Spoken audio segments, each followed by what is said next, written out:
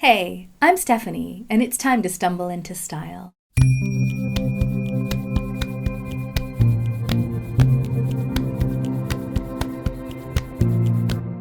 Welcome to this episode of Signature Style Sunday, my weekly web series in which I document my journey as I attempt to find my very own sense of style using mainly what I already own. This week, I'll be talking about the role that I see makeup playing in my sense of style, and also talk about some adventures I had in stage fashion thanks to some great feedback from some of you. Last week, I finally found time to dive back into my makeup kit and do some experimenting. And if you happen to follow my music channel here on YouTube and you saw my One Woman Wednesday video, you probably already know what I found. It was lashes. I opened up my calendar and saw that Wednesday was going to be National Lash Day. And I was just like, well, if there is going to be a holiday just to celebrate how sassy we feel when wearing fake lashes, then it deserves a soundtrack. So I wrote a song all about eyelashes, and then I dressed the part with the most dramatic pair of eyelashes that I could find and created a look for that video. So I will link it in the description bar in case you haven't seen it. But yeah. So, Sephora, Ardell, House of Lashes. That song is kind of thematically up your alley, so let me know if you want to license it. This look taught me a couple of different things. One was it reminded me of how powerful elements of style can be as tools to make myself feel or act a certain way. Because I knew exactly which lashes and which lipstick I was going to use for that video. So I kind of had a vision for how it was going to look before I even wrote the song.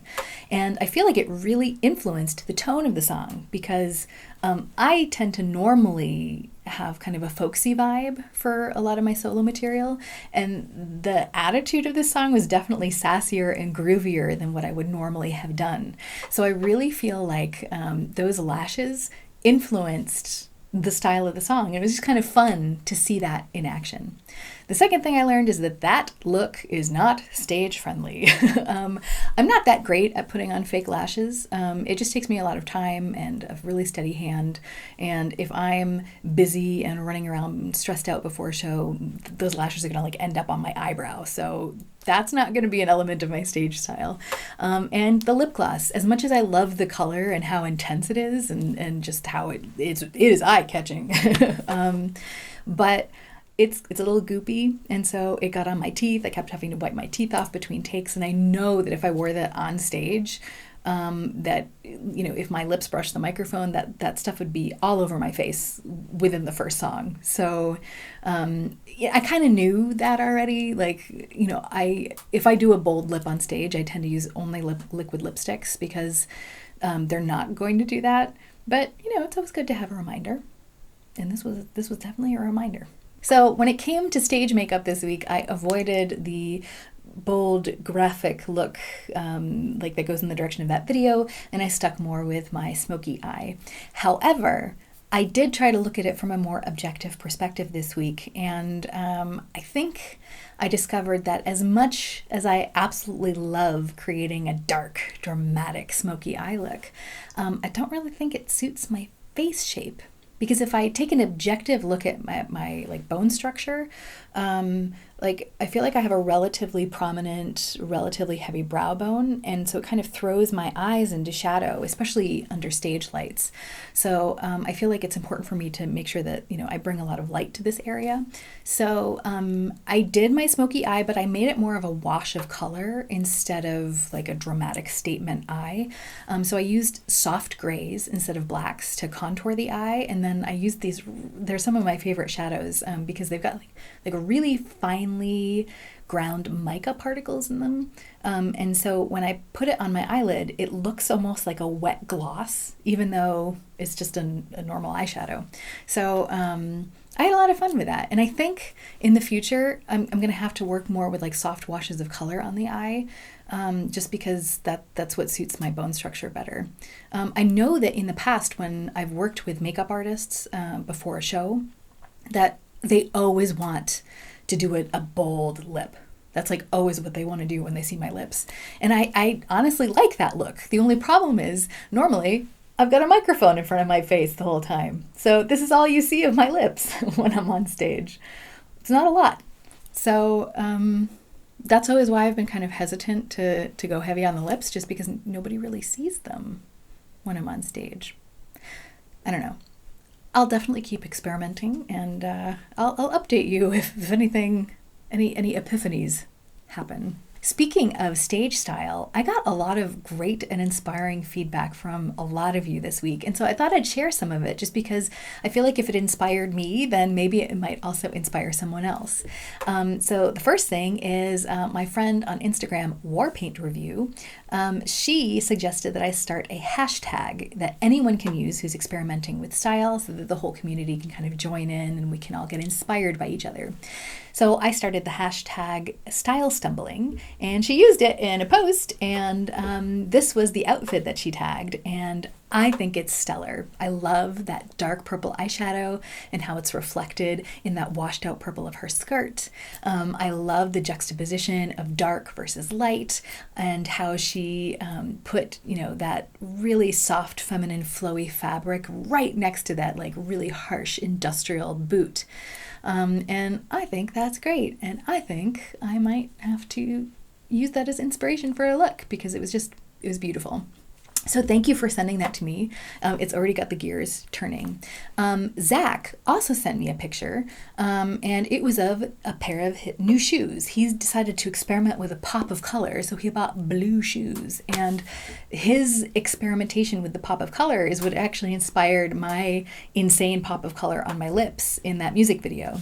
So thank you, Zach, for sharing your blue shoes. And by the way, he is super trendy, because Pantone's color of the year this year is classic blue. So what can I say? I know cool people, and they're on trend. So that's why I'm glad for your feedback. Also, I got a message from my friend Kristen this week, and she kind of dared me to do something indirectly. So I did it. Let me call up the message so I remember what she said. She was at a rock concert, and she wrote to me from the concert and said that the singer is wearing sunglasses, a vintage band t-shirt, a leather jacket, and her pants are yoga pants that have webbing. So maybe you should try that look. So I did. I had to adjust it a little bit, because I don't have yoga pants with webbing. But I do have black yoga pants, and I was like, that's rock and roll enough. So I used my black yoga pants. I don't own a vintage band t-shirt, and I don't know if I should be ashamed of that, because I'm a musician without a vintage band t-shirt. But I do have a vintage NASA t-shirt. And I have to say that actually fit perfectly, because the show I was playing was called The Great Science Show. And I don't know if you've ever seen that podcast with Neil deGrasse Tyson, Star Trek, where they have different scientists come on and talk about different topics.